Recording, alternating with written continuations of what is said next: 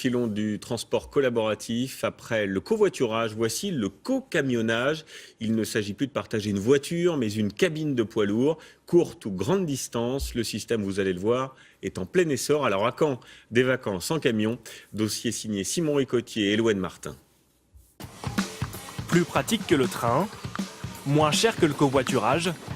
Pourquoi ne pas voyager en camion? Faire le trajet aux côtés d'un routier, découvrir son quotidien pour un prix défiant toute concurrence. C'est le choix fait.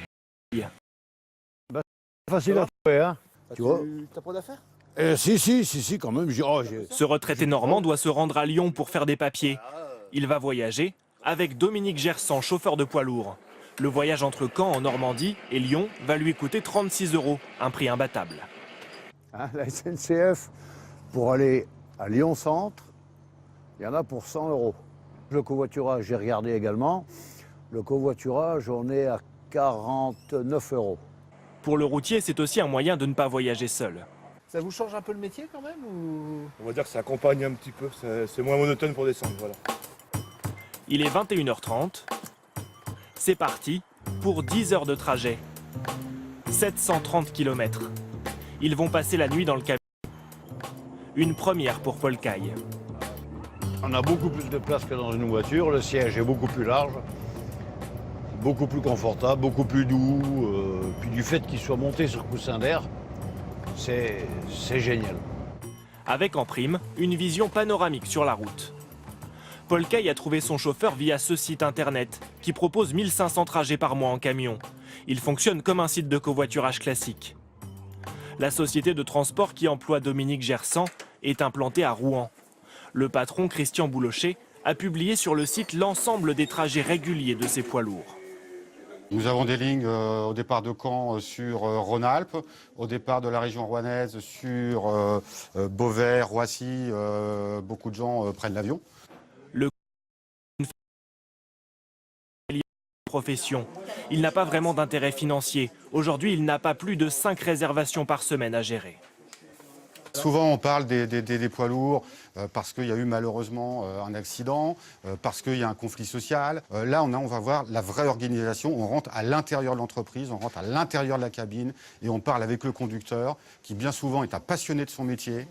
Aucun chauffeur n'est obligé de prendre des passagers. Le cocamionnage se fait sur la base du volontariat. Et certains routiers ont refusé tout net. C'est pas intéressant. Pourquoi? C'est Parce que moi je fais la navette de nuit le soir sur Orléans et puis sur mon trajet pour m'arrêter, c'est pas évident. Parce qu'on n'a pas des endroits spécialement où pouvoir s'arrêter. Le prix des voyages est fixé à 5 centimes du kilomètre. Le site prend une commission de 15%, le reste va au transporteur. À Lyon, le trajet de Paul Caille se termine. Il est 7h30 du matin.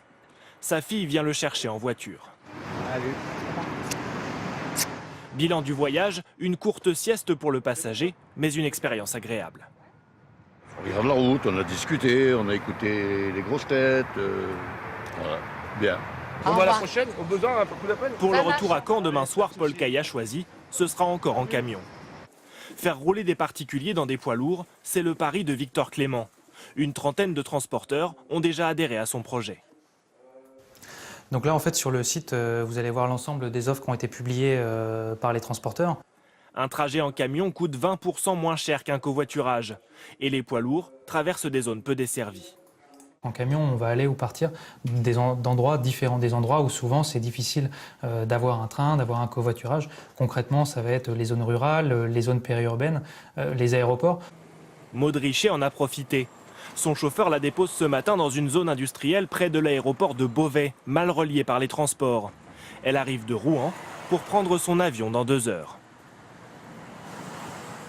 On est arrivé à l'heure, la route était très belle, givrée, tout ça, temps magnifique. On n'a pas vu les oies sauvages, mais à part ça, un très bon trajet. Le chauffeur a même mis la valise de sa passagère dans un coffre à l'extérieur. Pour ce trajet d'1h30, Maud Richet a payé 4,50 €. Merci beaucoup Cyril. Je vous remercie. Au revoir, bon voyage. Merci. Au revoir. Si le chauffeur ne l'a pas déposé à l'entrée de l'aéroport, c'est qu'en camion il y a des règles. Pas question de passager qui doit s'adapter aux contraintes. On arrive un petit peu au milieu de nulle part quand même. Oui, ça fait un peu étrange d'arriver en zone comme ça d'activité, mais il semblerait qu'il n'y ait pas de problème pour mon vol après, donc c'est le principal.